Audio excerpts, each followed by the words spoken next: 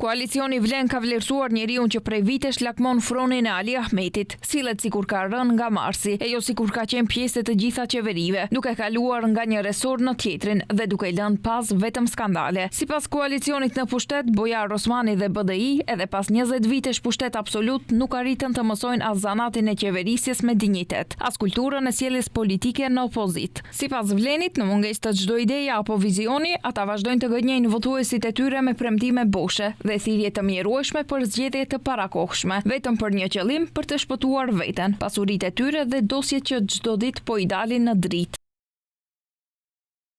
Qytetarët e din fort mirë me kë kam punë me Bojar Osmanin, që shpërndante tender për rent-to-car, si bakshishe për miq dhe rrethin e tij politik, me Blerim Bexhetin, mjeshtrin e politikës, hidhja futja, që bashkë me Daniela Arsovskën shndëruan Shkupin në një xhungëll, me të aratisurin Artan Grubi, që u fut në listën e zezë pasi e shpëtoi Sasho Mjallkovin nga burgu, duke hedhur edhe një tjetër njoll turpi mbi nderin e shqiptarëve. E mendoni vërtet se shqiptarët do të ju besojnë përsëri, ku i lat standardet ISO? A i përfunduat, a morët ndonjë përgjigje nga institucionet europiane për ato letra, që askush s'u ktheu? Populli e di, ju dini vetëm të gënjeni dhe të vidheni.